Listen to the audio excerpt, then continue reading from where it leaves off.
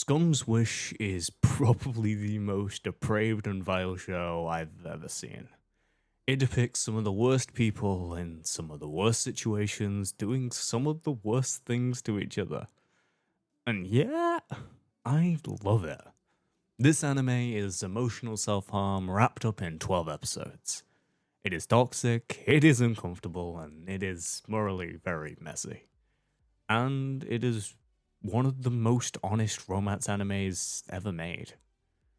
So if you're looking for handholdy, blushy confessions or senpai notice me, you should probably turn off now. Because this show is about what happens when all that love makes you worse. At the center of this chaos, we have Hanabi Yasuroka and Mugi Ayawara, two high school students, both deeply in love. Just, not with each other. Hanabi is in love with her teacher and childhood friend, Narumi Kanai. Mugi is in love with his music tutor, Akane Migawara. So, naturally, instead of, moving on, building self-worth, or seeking therapy, they decide to date each other. Because, nothing says emotional maturity like using someone as a substitute for the person you actually want. But that is the genius of the show. It doesn't pretend this is romantic. It shows you exactly how unhealthy their relationships are. Hanabi and Mugi's relationship is built on mutual loneliness. They hold each other, they comfort each other, they sleep next to each other, yet emotionally, they're both somewhere else. They literally call each other by the names of their real crushes when they're alone. Just let that sink in for a moment. That's not romance, that's emotional Photoshop at best. It's, you're not the one who I want, but you're here. And that line alone is what makes the show so brutal. Hanabi uses Mugi like a painkiller, while Mugi uses Hanabi like a distraction. They aren't evil, they're just desperate. And desperation makes people ugly. Now, let's talk about the real menace of this show. Akane Migawara. She is manipulative, she is self-aware, she treats affection like a currency. And worst part, she knows exactly what she's doing. Akane understands that people fall in love with the idea of her. So she gives them just enough. She enjoys being wanted, being chased, being desired. And she weaponizes that. She's not a cartoon villain.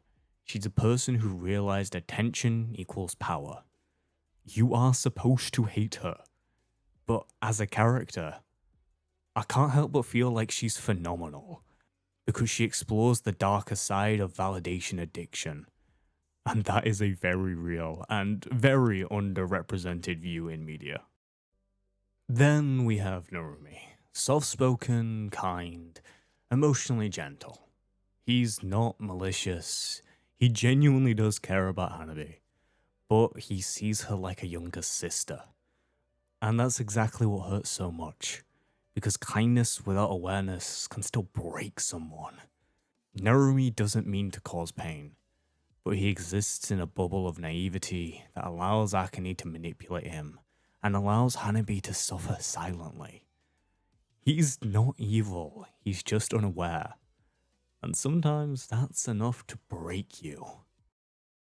And just when you think this show can't break you more, we get Noroko Kamaota Beta, or Mocha, and Sane Ebota, or Echan. Mocha represents fairytale love.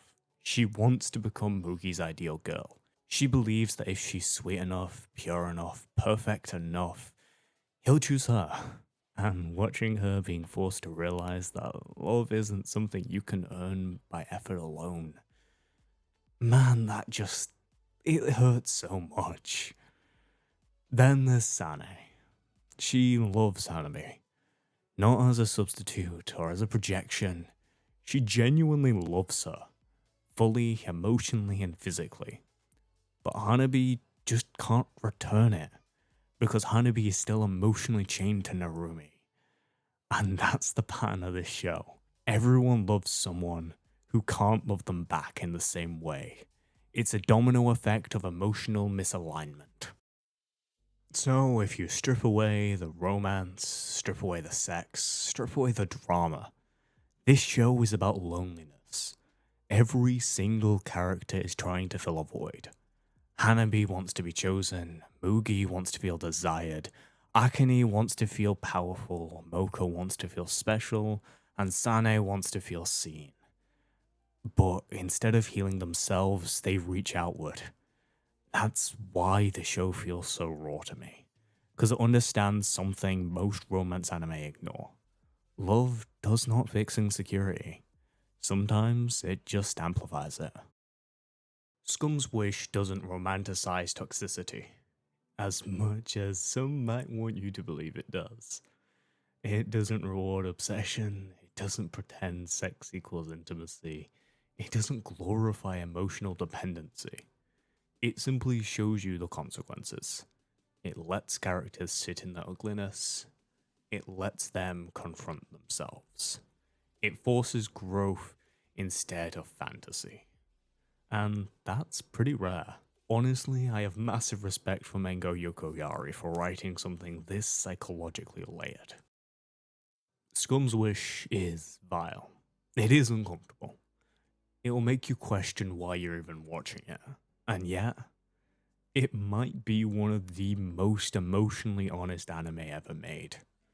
Because instead of asking who ends up together, it's asking who learns to stop hurting themselves.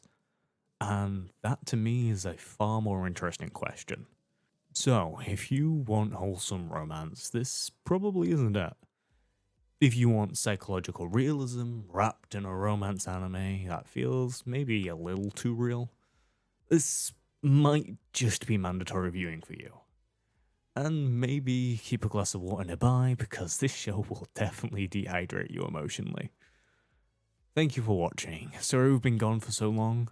I will hope to see you soon. Peace, love, and goodbye.